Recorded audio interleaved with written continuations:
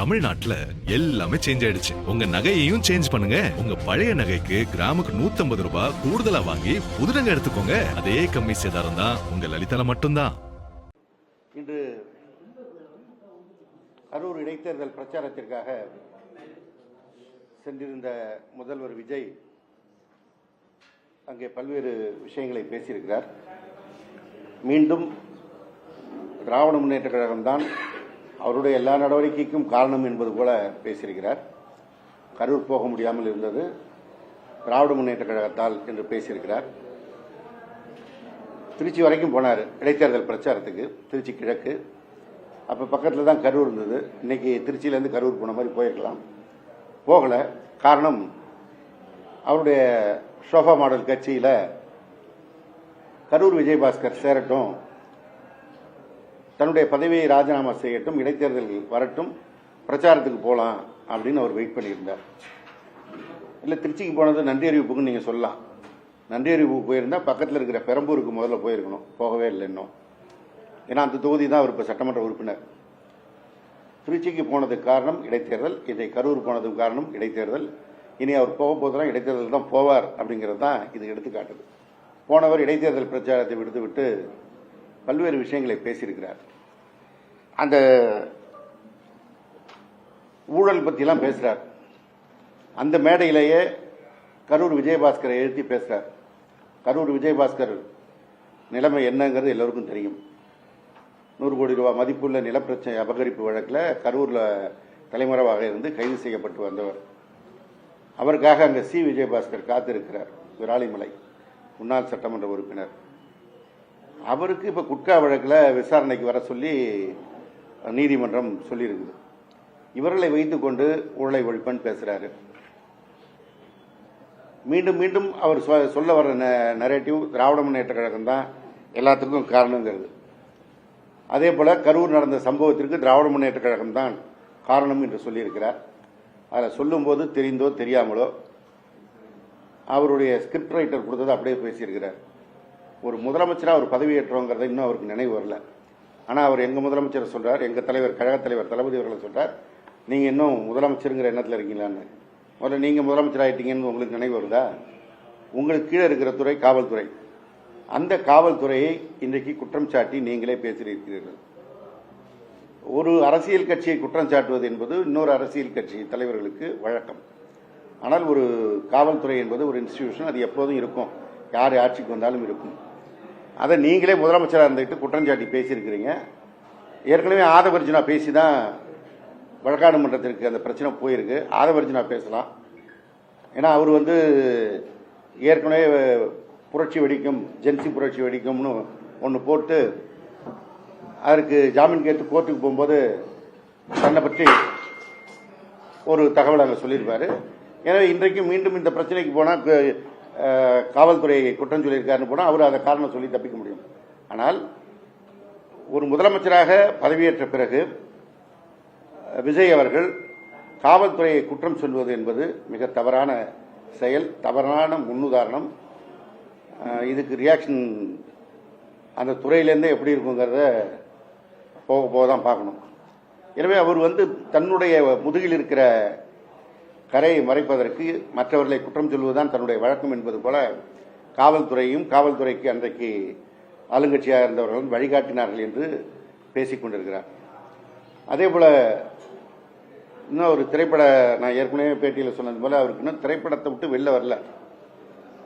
ஓடு ஓடு ஓடுன்னு அதுக்கு வேற சைகை காட்டுறார். அதுக்கு எங்களுடைய முன்னாள் அமைச்சர் செந்தில் பாலாஜி மிக அழகாக பதில் சொல்லியிருக்கிறார். ஓடு ஓடு ஓடு என்ன, கரூர் சம்பவம் நடந்த அன்னைக்கு சம்பவம் முடிந்த பிறகு கரூரிலிருந்து சென்னைக்கு ஓடி வந்தது யார் என்று நாட்டுக்கே தெரியும். அந்த ஓடு ஓடு ஓடுக்கு அவர் தான் உதாரணம்னு சொல்லியிருக்கிறார். மிக அழகான பதில். அதே போல கரூரில் நினைவு சின்னம் அமைப்புன்னு சொல்லியிருக்காரு. ஏற்கனவே மக்கள் மனதில் அந்த நினைவு சின்னம் இருக்கு. திருச்சி விமான நிலையத்தில் உங்களை போன்ற பத்திரிகையாளர்கள், ஊடகத்தை சேர்ந்தவர்கள் சார் சார் சார்னு கூப்பிடும்போது அந்த ஒரு வேக நடை போட்டார். இன்றைக்கு சொன்ன அந்த ஓடு ஓடு ஓடு, அந்த முதுகு கரூர் மக்களுக்கும் தமிழ்நாட்டு மக்களுக்கும் நினைவு சின்னமாக அவர்கள் மனதில் இருக்குது. நீங்கள் அந்த அமைக்க போகிற நினைவு சின்னம் காலகாலத்திற்கும் நாட்டு மக்களுக்கு நினைவுபடுத்தும். ஒரு நடிகர் பிரச்சாரத்துக்கு வரேன்னு சொல்லிட்டு நேரத்திற்கு வராமல் தாமதமாக வந்த காரணத்தினால் 41 பேர் உயிரிழந்தார்கள் என்பதை நினைவுபடுத்தும்.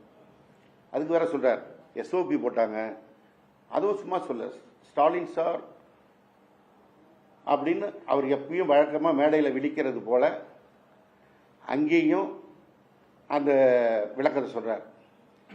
அவர் ஸ்டாலின் சார் போட்ட எஸ்ஓபியை தானே இன்னைக்கு நீங்கள் பின்பற்றுறீங்க, நீங்கள் தான் முதலமைச்சர் ஆகிட்டீங்கல்ல, ஏன் அப்புறம் அதையே பின்பற்றணும்? அதை பின்பற்றினாதான் எந்த பிரச்சனையும் இல்லாமல் உயிரிழப்பு இல்லாமல் இந்த கூட்டங்களை நடத்த முடியுங்கிறத இப்போ நீங்கள் உணர்ந்துகிட்டு இருக்கீங்க. ஆனால் அதையே குற்றச்சாட்டாக சொல்கிறீங்க. அன்னைக்கு நீங்கள் கரூருக்கு வரும்போது இதே போல் பந்தல் அமைத்து, இதே போல் சேர் போட்டு, இதே போல் ஸ்நாக்ஸோட குடி தண்ணீர் வழங்கி பாதுகாப்பு ஸ்கேன் இன்னைக்கு அடையாள அட்டை வரை கொடுத்து அதையும் அவருடைய தோழர்கள் தூக்கி காட்டியிருக்காங்க. இதெல்லாம் கொடுத்துருந்தா அன்னைக்கு இந்த விபத்தே நடந்திருக்காத, பாதுகாத்திருக்கலாமே. இதை குற்றம் சொல்லுகிறீர்களே, அதைத்தான் அன்றைக்கே நீங்கள் செய்திருந்தால் இந்த குற்றம் நிகழ்ந்திருக்காது. அதே போல அந்த நிகழ்வுக்கு வரும்போது காவல்துறை எச்சரிக்கை செய்யல, அரியலூர்லேருந்து பெரம்பலூருக்கு போகும்போது எச்சரிக்கை செய்தாங்கன்னு சொன்னார். அரியலூர்லேருந்து பெரம்பலூருக்கு போகிறதுக்கு ஏன் காலதாமதம் ஆச்சுன்னா எனக்கு தெரியும். நான் அரியலூர் மாவட்ட செயலாளர். அரியலூருக்கு உள்ளே வர்றதுக்கு முன்னாடியே பைபாஸ் ரோடில் காரை நிறுத்திக்கிட்டு பஸ் ஸ்டாண்டில் கூட்டம் சேர்ந்து வருவதற்காக தாமதப்படுத்தி நீங்கள் வந்தீங்க. அதனால தான் தாமதம் ஆச்சு. கரூரில் போகும்போது உங்களை முன்னாடியே நிறுத்த சொல்லி காவல்துறையில் சொல்லியிருக்கிறாங்க. அது காவல்துறை விசாரணை சிபிஐலையும் சொல்லியிருக்கிறாங்க. நாங்கள் முன்னாடியே அவருடைய வாகனத்தை நிறுத்தி பிரச்சாரம் பண்ண சொன்னோம்னு. ஆனால் எங்களுடைய திரைப்பட யூனிட் அங்கே உள்ள கேமராவோட காத்திருக்குன்னு நீங்கள் உள்ளே போனீங்க. போனதுக்கு காரணம் நீங்களும் உங்கள் திரைப்பட யூனிட்டும் தான். அதனால்தான் இந்த விபத்து நிகழ்ந்தது என்பது பட்டவர்த்தனமாக எல்லோருக்கும் தெரிந்த செய்தி. ஆனால் அதை இன்னைக்கு மறைப்பதற்கு காவல்துறை என்ன அலர்ட் செய்யல அப்படின்னு சொல்றீங்க. இன்னைக்கு டயத்துக்கு போனீங்கல்ல கரூருக்கு, என்ன சொன்ன டைமோ அந்த டயத்துக்கு போனீங்கல்ல, அன்றைக்கு அந்த டயத்துக்கு போயிருந்தீங்கனாலும் இந்த பிரச்சனை இருந்திருக்காது.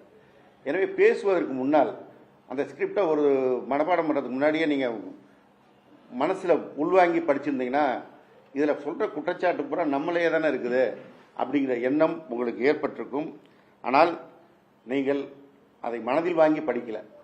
கரூருக்கு நீங்கள் போகிறதுக்கு முன்னாடி உங்கள் தலைமை கழகத்திலேருந்து அறிவிப்பு கொடுத்தாங்க, 12 மணிக்கு வந்துடுவார், 27/9/2025 அன்றைக்கு 12 மணிக்கு வந்துடுவார்னு. அவர் அங்கே உங்கள் தலைமை கழகம் அறிவிப்பு கொடுத்ததோடு இல்லை, உங்கள் பொதுச்செயலாளர் புசி ஆனந்த் அவர்கள் பத்திரிகையாளர் சந்திப்பில் அதை பேட்டி கொடுத்தது வீடியோவாகவும் இன்றைக்கும் யூடியூப்பில் இருக்குது. பல முன்னணி தொலைக்காட்சி நிறுவனங்கள் வெளியிட்ட அந்த பேட்டி இருக்குது.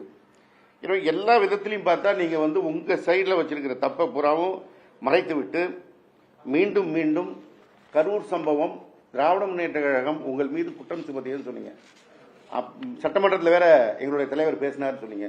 உண்மையா எங்களுடைய தலைவர் குற்றம் சுமத்தணும்னு நினைச்சு சொல்லியிருந்தா சட்டமன்றத்தில் உங்கள் பேரை சொல்லியிருப்பாரு. எங்கள் தலைவர் என்ன சொன்னார், எந்த ஒரு அரசியல் கட்சி தலைவரும் தன்னுடைய அரசியல் கட்சியை சேர்ந்த தொண்டர்கள் உயிரிழப்பதை விரும்ப மாட்டார்கள், மிக பெருந்தன்மையாக சொன்னார். காரணம், அவர் உயர்ந்த உள்ளம் கொண்ட ஒரு மனிதர். அவருக்கும் உங்களுக்கும் எந்த விதத்தில் ஒப்பிட முடியும்? உங்களை நீங்களா ஒரு பெரிய மனிதராக நினச்சிக்கிட்டு பேசிக்கிட்டு இருக்கீங்க. ஆனால் எங்களுடைய தலைவரோட உங்களை ஒப்பிட முடியாது. குற்றம் சுமத்தணும்னு முடிவு பண்ணியிருந்தா வெறும் குற்றம் சுமத்துனதோடு இருக்க முடியாது, வழக்கே போட சொல்லியிருக்கலாம். வழக்கே போட்டிருந்தால் இன்றைக்கு என்ன நிலைமை இருந்திருக்கும். ஆனால் உங்களுக்கு பெருந்தன்மையாக ஒரு அரசியல் கட்சி தலைவர் அப்படி தன்னுடைய தொண்டர்கள் உயிரிழப்பதை விரும்ப மாட்டார்கள்னு அவர் சொல்லி பெருந்தன்மை காட்டியதனால் இன்றைக்கு நீங்கள் மனசில் பட்டதெல்லாம் வாயில் வந்ததெல்லாம் பேசிட்டு இருக்கீங்க.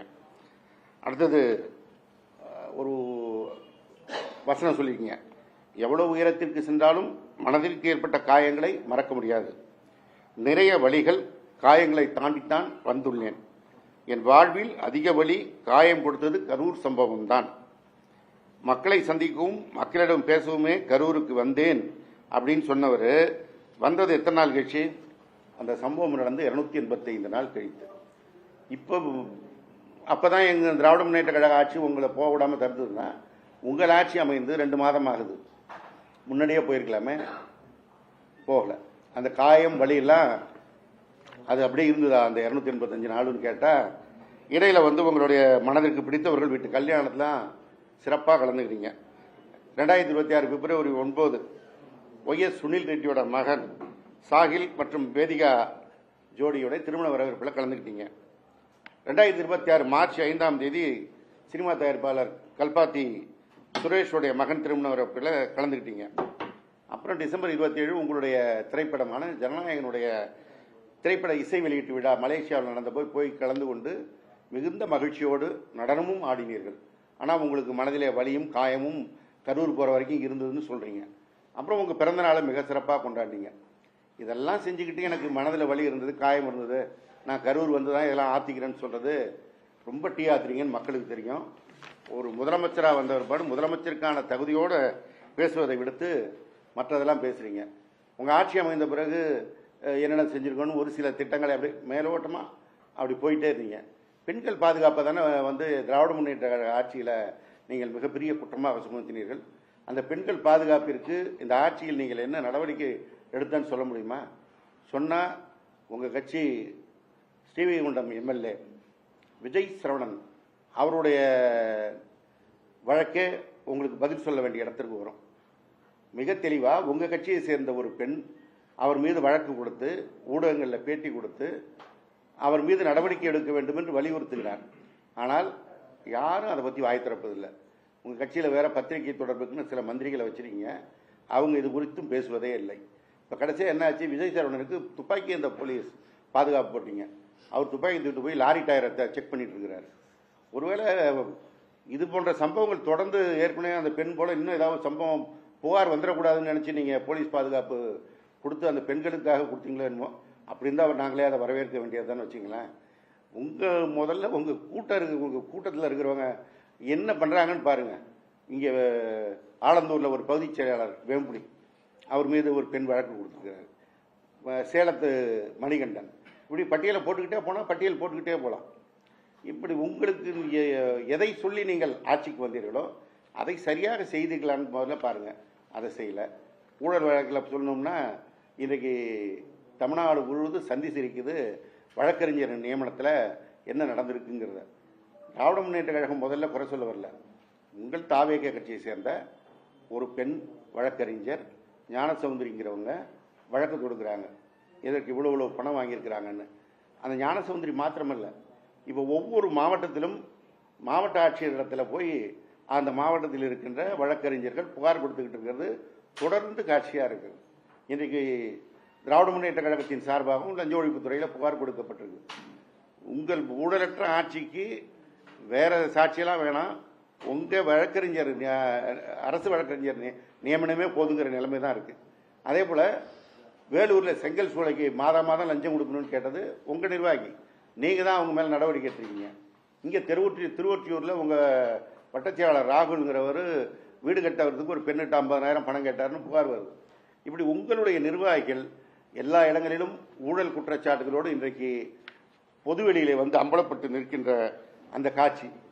அப்புறம் சொல்கிறார், ஒவ்வொரு அலுவலகத்துக்கும் போய் பாருங்கள், எங்கேயாவது ஊழல் இருக்கா லஞ்சம் இருக்கான்னு.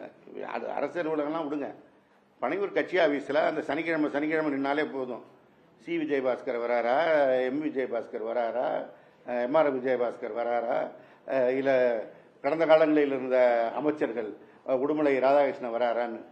இவர்களுக்கு ஒவ்வொருத்தருக்கும் என்னென்ன வழக்கு இருக்குது, அது என்ன வழக்கு, இதெல்லாம் தெரிஞ்சுதானே நீங்கள் உங்கள் வாஷிங் மிஷின் இன்னைக்கு சமூக ஊடகங்களில் போடுறாங்களே, டிவிகே வாஷிங் மிஷின் இன்னைக்கு ஃபேமஸாக இருக்கு. அதையும் அவரே சொல்கிறார் வாஷிங் மிஷின் கதையை. இந்த வாஷிங் மிஷினில் போட்டு நீங்கள் வெளுத்து கொண்டு வர கதையை இன்றைக்கு நாடே பேசி கொண்டு இருக்கிறது. எனவே இந்த ஊழல், பெண்கள் பாதுகாப்பு, இதெல்லாம் நீங்கள் பேசுவதற்கும் உங்கள் ஆட்சிக்கும் எந்த விதத்திலும் தொடர்பில்லாமல் இருக்குது. சினிமா படத்து வசனம் பேசுவதையே தொடர்ந்து பேசுவதை விடுத்துவிட்டு நடைமுறை அரசு நடத்த வேண்டிய அந்த நிதானத்துக்கு நீ வரணும். ஏன்னா இன்றைக்கு அரசு எப்படி நடந்துகிட்டு இருக்குங்கிறது நாட்டு மக்களுக்கே தினம் போராட்டம் செய்து கொண்டிருக்கிறார்கள். நேற்றைய வரைக்கும் மின்சார பிரச்சனைக்காக போராடுவது தொடர்ந்து கொண்டிருக்கிறது. நேற்றைக்கு கூட செய்தி வந்திருக்குது, முதலமைச்சர் பயணிக்கின்ற பாதையில் ஈசிஆரில் கரண்ட் தொடர்ந்து இல்லாமல் இருந்து பொதுமக்கள் சாலையில் வந்து மறியல் செய்திருக்கிறார்கள். தேனாம்பேட்டையில் 13 மணி நேரம் மின் தட்டுப்பாடு இருந்து பொதுமக்கள் அவதிக்குள்ளாகி வந்து பிரச்சனை பண்ணியிருக்காங்க. இப்படி ஒவ்வொரு விஷயம், அது மின்துறையாக இருந்தாலும் மற்ற துறைகளாக இருந்தாலும் போக்குவரத்து துறையில் வந்து இன்றைக்கு மக்கள் பயணிக்கின்ற அந்த விடியல் பயண பேருந்துகள் குறைக்கப்பட்டிருக்கிறது. விடியல் பேருந்துங்கிறதுல அந்த பேருந்து முதல்வன்னாலும் பிடிக்கல, விடியல்னாலும் பிடிக்கல, நான் முதல்வன் இருந்தால் அதில் என்ன உங்களுக்கு எங்கள் கழகத் தலைவர் தளபதி ஞாபகம் தான் வரும் போட்டிருக்கோம். முதல்வர்னாலே அவர் முகம் தான் இவருக்கு ஞாபகம், விஜய்க்கு ஞாபகம் வரும் போட்டிருக்கு. அந்த முதல்வர் எடுத்துட்டார். விடியல் பயணம்னோடனே விடியலை எடுத்துட்டு மகளிர் பயணம். இப்படியே போயிட்டே இருந்தால் நீங்கள் ஒரு கட்டத்தில் தமிழ்நாடு அரசு கூட அண்ணா பேர் வச்சாரு, அதை மாற்றிடலான்னு வந்துடுவீங்கன்னு அந்த இடத்துக்கு தான் வந்து நிற்பீங்கன்னு நினைக்கிறேன். எனவே மாண்புமிகு முதலமைச்சர் மிஸ்டர் விஜய், உங்கள் ஸ்டைலில் சொன்னால் ப்ரோ விஜய் ப்ரோ, இல்லை சொன்னால் எங்கள் தலைவரை கூப்பிட்ட மாதிரி விஜய் சார், எப்படி சொன்னாலும் சொல்கிறேன். இடைத்தேர்தல் பிரச்சாரத்துக்கு போயிட்டு நேராக ஓட்டை கேட்டு வந்துடுங்க. அங்கே வந்து தேவையற்ற வசனங்கள்லாம் பேசிகிட்டு இருக்க வேணாம். ஒவ்வொரு வசனத்திற்கும் நீங்கள் பேசியதற்கு நாங்கள் பதில் சொன்னோம்னா மிக கடுமையாகத்தான் இருக்கும். ஒரு ஆட்சி அமைந்தால் அந்த ஆட்சி மக்களுக்கான ஆட்சியாக இருக்கணும், தன்னுடைய கட்சிக்கான ஆட்சியாக இருக்கக்கூடாது. நீங்கள் வந்து அந்த 118 தொகுதி கூட வர முடியாமல் 108 வந்தீங்க, அதில் 107 தான் இருக்கிறது. அந்த வாக்களித்த மக்களுக்கு அவங்க மகிழ்ச்சி அடைவதற்காகத்தான் நீங்கள் போய் ஒவ்வொரு இடத்துலையும் பேசிட்டு இருக்கீங்க. அந்த வைப் பண்ணால் போதும், அவங்க வந்து பார்த்து மகிழ்ச்சியாக நமக்கு ஆதரவாக தொடருவாங்கன்னு நினைப்பீங்க. மீதி வாக்களிக்காத 65% மக்கள் தமிழ்நாட்டில் தான் இருக்காங்க. எங்கள் தலைவர் முதலமைச்சராக பொறுப்பேற்கும் சொன்னார், வாக்களித்தவர்களுக்கும் வாக்களிக்காதவர்களுக்கும் சேர்த்து தான் முதலமைச்சர் என்ற பதவி, அவர்களையும் அரவணைத்து அவர்களுக்கான பணியை செய்வேன்னு சொன்னார். ஆனால் நீங்கள் அதற்கு இன்னும் உங்களை தயார்படுத்திக் கொள்ளவில்லை. இன்னும் நீங்கள் முதலமைச்சராக மனதளவில் மக்களுக்கான பிரச்சனைகளை தீர்த்து வைப்பதற்கு முன்வரவில்லை. இன்னும் தாவேகா கட்சி தலைவராக மேடையில் ஏறிட்டா அந்த பிரச்சார மோடுக்கு போயிட்டு அந்த வசனத்தெல்லாம் சினிமாவில் வர்ற மாதிரி வேக வேகமாக வீராவேசமாக பேசிட்டா அதுவே உண்மையாயிடும்னு நினச்சிட்டீங்க. மக்கள் எல்லா நேரத்திலும் ஒரே மாதிரி இருக்க மாட்டாங்க. நீங்கள் முன்னாடி பேசும்போது வெறும் அகப்பை எப்படி வேணாலும் சுற்றுனீங்க. இப்போ அப்படி இல்லை, நீங்கள் சுற்றுற அகப்பையில் அதிகாரம் இருக்கிறது. ரொம்ப சுற்றுனீங்கன்னா அதிகாரம் கீழே வெளியில் வந்து விழுந்துடும். அதனால் பேசும்பொழுது நிதானத்தோடு முதலமைச்சர் என்ற பதவிக்கான நாகரிகத்தோடு நீங்கள் பேச வேண்டும். அதோடு இந்த சோஃபா மாடல் வேலைகளை நிறுத்தி கொண்டு மக்களுக்கான பணிகளை தொடர வேண்டும் என்று இந்த நேரத்தில் நான் தெரிவித்துக் கொள்கிறேன்.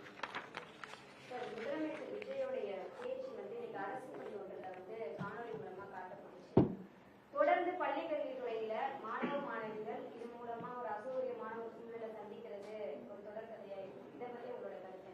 இல்லை, ஏற்கனவே இந்த புகார் வந்து பெரிய அளவில் வெடித்து அதுக்கு வந்து இன்னைக்கு தான் பள்ளிக்கல்வித்துறை அமைச்சரும் சொல்றாரு, நாங்கள் இனிமேட்டு அது போல செய்ய மாட்டோம் என்று அறிவுரையை வழங்குகிறோம்னு சொன்ன பிறகும் இன்றைக்கு முதலமைச்சருடைய அரசு பேச்சு இல்லை, அவருடைய கட்சி பொதுக்கூட்ட பிரச்சார மேடை, இடைத்தேர்தல் பிரச்சாரம் என்ன சொல்லப்போனால் அந்த பிரச்சாரத்தை பள்ளி மாணவர்களுக்கு கொண்டு போய் சேர்க்கணும்னு நினைக்கிறாங்கன்னா அவங்களுடைய மனநிலைமை எப்படி இருக்குங்கிறது தான் நம்ம புரிஞ்சுக்கணும். அவர்கள்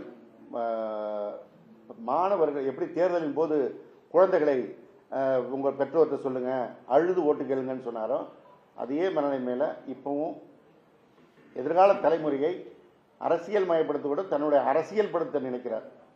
அது மாதிரி காவிரி பிரச்சனையில திமுக துரோகம் செஞ்சிருக்கீங்க அப்படின்னு சொல்லிட்டு அமைச்சர் நிர்மல்குமார் பேசியிருக்காரு. இந்த காவிரி பிரச்சனையை பற்றி நிர்மல்குமாரா இருக்கட்டும் இல்லை முதலமைச்சர் விஜயா இருக்கட்டும், அவங்களுக்கு தெளிவாக பேச தெரியும்னா ஒரு 2 நிமிஷம் கையில் பேப்பர் இல்லாமல் எங்களுடைய நீர்வளத்துறை அமைச்சராக இருந்த மாண்புமிகு துரைமுருகன் பேசுவார்ல, அதில் இருக்க விவரங்களை பேச சொல்லுங்க, நாங்கள் பதில் சொல்ல தயாராக இருக்கோம்.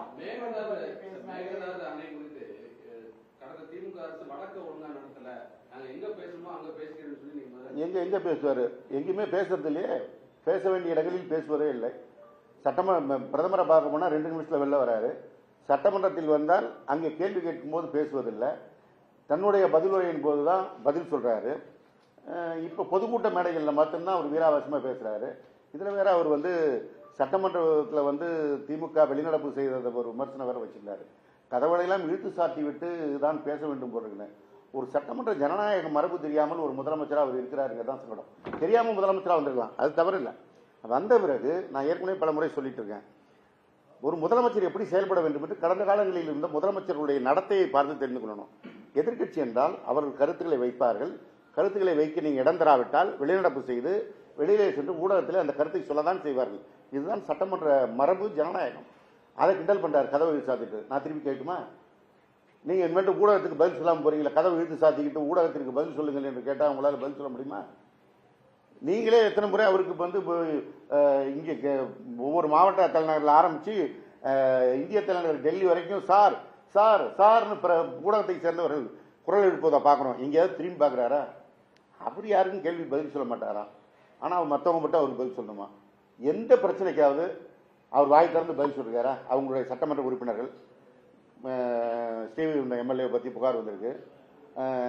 கில்லி சரத் அமைச்சர் அவரை பற்றி தக் லைஃப்பை பற்றி வீடியோ வந்து நாடே பேசுது, வட இந்திய ஊடகங்கள் பேசிட்டு இருக்கு.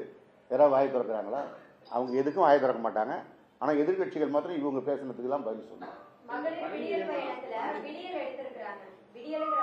அவருக்கு விடியலே பிடிக்காது போல இருக்கு, அதனால தான் விடியல் எடுத்துட்டாரு.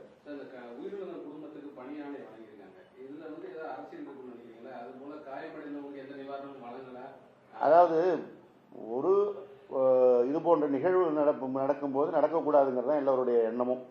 அதுக்கு ஒரு அரசு நிவாரணம் அன்றைக்கு வழங்கப்பட்டது, அப்புறம் அவருடைய கட்சி சார்பாக வழங்கப்பட்டது. ஆனால் இன்றைக்கு அவர்களுடைய ஆட்சிக்கு ஆதரவு தருகின்ற மார்க்சிஸ்ட் கம்யூனிஸ்ட், இந்திய கம்யூனிஸ்ட் கருத்து வெளியிட்டிருக்கிறார்கள். இதில் ரொம்ப நிதானமாக போயிருக்கணுங்கிறத வந்து அவங்க தெளிவாகவே சொல்லியிருக்கிறாங்க. இந்த வழக்கு நீதிமன்றத்தில் இருக்குது, விசாரணையில் இருக்குது.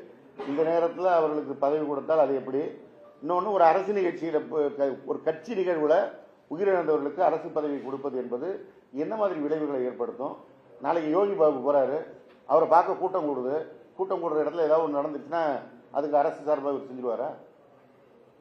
பல பேரிடர்கள் உயிரிழப்பு நடந்திருக்கு. இப்போ கூட அம்மோனியா வாயு கசிவுல கூட உயிரிழப்பு நடந்திருக்கு. அது ஒரு பேரிடராக தான் பார்க்கப்படுது. ஆமாம், அந்த மாதிரி இதுல வந்து எந்த இழப்பீடும் அரசு பதவி பணி அதான் இவர் வந்து ஆட்சியை தன்னதுன்னு நினைச்சுக்கிட்டார். இது வந்து தமிழக அரசு நினைக்கல, தமிழக வெற்றி கழகம்னு நினைச்சுக்கிட்டு வேலை கொடுக்கலாம்னு நினைச்சிட்டு இருக்கிறாரு போலுக்கு. இது ஒரு தவறான முன்னுதாரணமாக தான். எப்படி சம்பவம் நடந்த உடனே அப்போது இந்த அமைச்சர் செந்தில் பாலாஜி வந்து லைவ் கேமராவோட போனாரு. நைட்டோட நைட்டா அப்போதைய முதலமைச்சர் முக ஸ்டாலின் வந்து கரூருக்கு போறாரு. இதுல ஏதோ சதி இருக்கு அப்படின்னு சொல்றாரு.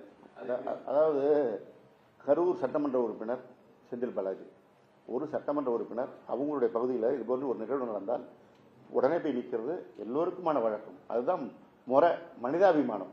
அவர் போய் நின்னார். அவர் மட்டும் போல, இன்னைக்கு சோபா மாடல் கட்சியில் சேர்ந்த எம்ஆர் விஜயபாஸ்கரும் அங்கே இருந்தார். அது எல்லா ஊடகத்திலையும் வந்திருக்கு. அப்போ அந்த விஜயபாஸ்கரை நீங்கள் குற்றம் சொல்லலையே. சரி, முதலமைச்சரை சொல்றாரு எவ்வளோ வேகமாக போனார்னு. விஜய் என்ன வேகமாக வந்தாரோ, அங்கே இருக்கிற தனது கட்சிக்காரர்கள் பாதிக்கப்பட்ட நேரத்தில் அவர்களை இருந்து பார்க்காமல், அவர்களுக்கான உதவி செய்யாமல் எப்படி என்ன வேகத்தில் வந்தாரோ, தன்னுடைய ஆட்சியின் கீழ் இருக்கிற பொதுமக்களுக்கு ஒரு பாதிப்பு பண்ணோன்னே முதலமைச்சர் என்கின்ற அந்த பொறுப்புணர்வோடு தான் எங்கள் தலைவர் அன்றைக்கு அங்கே போனார். அங்கே மாத்திரமல்ல, எங்க மக்கள் பாதிக்கப்படுறாங்கன்னு போய் பார்ப்பதும் அவர்களுக்கு உதவி செய்வதும் ஒரு ஆட்சியாளருடைய மரபு வழக்கம்.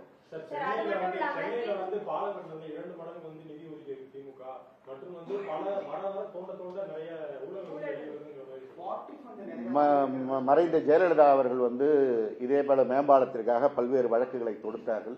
அந்த வழக்கில் சார்ஜ் ஷீட் கூட போட முடியாமல் போச்சு. வாய் வந்தது யார் வேணாலும் பேசிடலாம், ஆனால் நிரூபிக்க வரணும். நீங்க போடுறீங்கல்ல கேஸ்லாம், இதெல்லாம் நிரூபிக்க முடியுமா? இன்னைக்கு பேசிட்டு போயிட்டார், அடுத்த இடைத்தேர்தலுக்கு போகும்போது வேற பேசுவார் பாருங்க. ஸ்கிரிப்ட் மாறிடும். அவருடைய ஸ்கிரிப்ட் அந்தந்த மேடைக்கு ஒரு சூடு கிளப்புறதுக்கு தான். கத்தி படத்துக்கு ஒரு வசனம், துப்பாக்கி படத்துக்கு ஒரு வசனம் மாதிரி தான் ஒவ்வொரு ஊருக்கும் ஒரு ஸ்கிரிப்ட். உங்களுடைய துறையில கடந்த நாள் ஆட்சியில பார்ட்டி ஃபண்ட் ஏதாவது வாங்கிருக்கீங்க? ஏன்னா எல்லா துறைகளிலுமே பார்ட்டி ஃபண்ட் வாங்கினதான் சொல்றாங்க. அது புதுசா இப்பதான் அவர் கண்டுபிடிச்சு அந்த பார்ட்டி ஃபண்ட் சொல்றாரு. எது இப்ப அந்த வழக்கறிஞர்களுக்கு அவங்க புஷி ஆனந்த் வந்து வாங்கினார்னு அவங்க கட்சி வக்கீல் சொல்லியிருக்காங்களே, முதல்ல அங்க பார்க்க சொல்லுங்க, அடுத்தவங்களை பேசுறதை விட. கரூர் நிகழ்வு நடந்து ஒரு இடைவெளிக்கு பிறகுதான் விஜய் வந்து ஒரு விளக்கம் கொடுத்தாரு. இப்ப கூட கரூருக்கு 255 நாட்கள் எடுத்து போறான்னு சொல்றீங்க. இது எல்லா இதுலுமே திமுக மட்டும் தான் குற்றம் சொல்றாரு, தம் மேல எந்த தவறுமே இல்லைங்கிறாரு. அதை நீங்க எப்படி பாக்குறீங்க? அதாவதுங்க, அவர் தான் திரைப்பட மனப்பான்மையில தான் இருக்கிறார். நான் ஹீரோ, நான் நல்லது மட்டும் தான் செய்வேன். நான் செய்யறது வந்து அப்படியே அது சிகரெட் பிடிச்சாலும் ஸ்டைலுக்கு பிடிப்பேன், வாங்கண்ணா வணக்கங்கண்ணான்னு பாடுவேன், எதை வேணாலும் செய்வேன். ஆனால் நான் ஹீரோ. அதே போல் எல்லா தவறுகளையும் திமுக மேல் எழுதிவிட்டால் மக்கள் ஏற்றுக்கொள்வார்னு நினைக்கிறாங்க. அந்த கரூர்லேயே ஏற்றுக்கல. எம்ஆர் விஜயபாஸ்கர் தான் வெற்றி பெற வச்சாங்க. அந்த கரூரில் இவருடைய வார்த்தையை எடுத்துக்கொண்டிருந்தால் இவங்க கட்சி வெற்றி பெற்றிருக்கணும். கரூரில் எடுத்துக்கல. அதனால் அவர் இப்படி ஒரு கற்பனை உலகத்தில் வாழ்ந்து கொண்டிருப்பது மிகப்பெரிய தவறு. அடுத்தது வந்து குளத்தூரை பற்றி பேசினார். இவர் போய் பிரச்சாரம் பண்ண கன்னியாகுமரியில் ஒரு தொகுதியும் ஜெயிக்க முடியல. இவர் போய் பிரச்சாரம் பண்ண நாகப்பட்டினம் மாவட்டத்தில் ஒரு தொகுதியும் ஜெயிக்க முடியல. பல மாவட்டங்களில் போய் பிரச்சாரம் பண்ணியுமே ஜெயிக்க முடியல. இது ஒரு சென்னை மாநகரத்திலும் சுற்றி இருக்கின்ற மாவட்டங்களிலும் ஒரு நிகழ்வாக போயிருக்கு. அதை ஒரு பர்டிகுலராக பேசுகிறாருன்னா ஒரு முதலமைச்சரான பிறகு உடனே இப்படி பேசக்கூடாதுன்னு உணராமல் அவர் பேசுகிற பேச்சு இதுக்கு வந்து ஆணவம் அகம்பாவம் எப்படி வேணாலும் சொல்லலாம். இதெல்லாம் ஒரு உணராமல் இருப்பது தான் மிகுந்த சங்கடமாக இருக்கிறது. தீய சக்தியும் தீர்ந்து போன சக்தியும் கூட்டு களவாணிகள் அப்படின்னு ஒரு கடுமையான விமர்சனத்தை முதல்வர் விஜய் வச்சிருக்கிறாரு. இதற்கு விளக்கம் அவரே ஒரு துயர சக்தியா இருக்கிறாரு. தன்னோட விக்டிமா தான் பயன்படுத்துறாரு. தான் துயரத்தில் இருப்பதாக சொல்லி பொதுமக்கள்கிட்ட வந்து அனுதாபம் தேடுவதையே வேலையா வச்சிருக்கிற ஒரு துயர சக்தி தான் விஜய். அதனால் அவர் மற்ற சக்திகளை பற்றி பேச வேணாம்.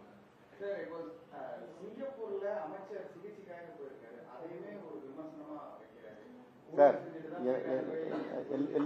எல்லாருக்கும் இருப்பது மனித உடல். அதில் பிரச்சனைகள் வரலாம். நாளைக்கே அவருக்கு சார்ந்தவர்களுக்கு கூட பிரச்சனை வந்து அடுத்தவங்க கிட்ட பண்ணாதான் அவருக்கு அந்த வழி வருத்தம் தெரியும். அவர் உடல் நலத்துக்காக தான் போயிருக்கிறாரு. நீதிமன்றத்தையும் சொல்லியிருக்காங்க, நீதிமன்றத்திலையும் கொடுத்துருக்காங்க.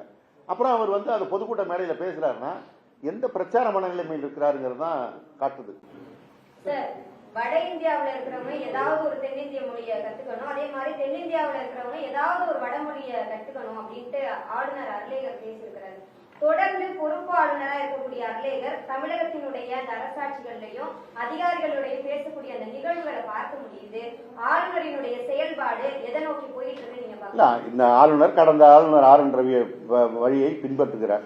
அதனாலதான் எங்க எதிர்க்கட்சி தலைவர், எங்களுடைய இளந்தலைவர் மாண்புமிகு உதயநிதி ஸ்டாலின் அவர்கள் அதை கண்டித்தார்கள். என்றைக்கும் மாநில உரிமைகளை பறிக்கின்ற வகையில் ஆளுநர்கள் செயல்பட்டால் அது எந்த ஆட்சி இருந்தாலும் திராவிட முன்னேற்ற கழகம் அதை கடுமையாக எதிர்க்கும். அதை நாங்கள் தொடர்ந்து செய்வோம், எதிர்ப்போம். சார், இப்போ பேருந்துகள் வந்து விடியலுங்கிற பேர் நீக்கிட்டாங்க. ஆனா வந்து தாவேகாவுடைய வாக்குறுதிகள்ல பெண்களுக்கு எல்லாத்தையுமே இலவசம் சொன்னாங்க. அது இன்னும் நிறைவேற்றல. ஆனா பேரை மட்டும் மாத்திட்டாங்களே, அது நீங்க எப்படி? ஆனா அது மகளிர்கிட்ட பெரிய ஒரு கேள்வியா முன்வருது. அதாவது அவங்க கொடுத்த வாக்குறுதிகள்லாம் தான் 6 மாசம் டைம் கேட்டுருக்காங்க. 6 மாசம் டைம் வச்சுக்கிட்டோம். ஏன் அதை விமர்சனம் பண்ணிக்கிட்டு அந்த செயல்பாடு தான் 6 மாசம் கழிச்சு அவங்க செய்யறாங்களான்னு பார்ப்போம். முதல்ல ஸ்ரீவைகுண்டம் எம்எல்ஏ சரவணன் போன்றவர்களிடத்திலிருந்து பெண்களை பாதுகாக்கின்றபடியை உருப்படியாக செய்யட்டும் என்பதுதான் இந்த நேரத்தில் நாம சொல்ல வேண்டியது. தமிழ்நாட்டுல எல்லாமே சேஞ்ச் ஆயிடுச்சு. உங்க நகையையும் சேஞ்ச் பண்ணுங்க. உங்க பழைய நகைக்கு கிராமுக்கு 150 ரூபாய் கூடுதலா வாங்கி புது நகை எடுத்துக்கோங்க. அதே கம்மி சேதாரம் தான் உங்க லலிதால மட்டும்தான்.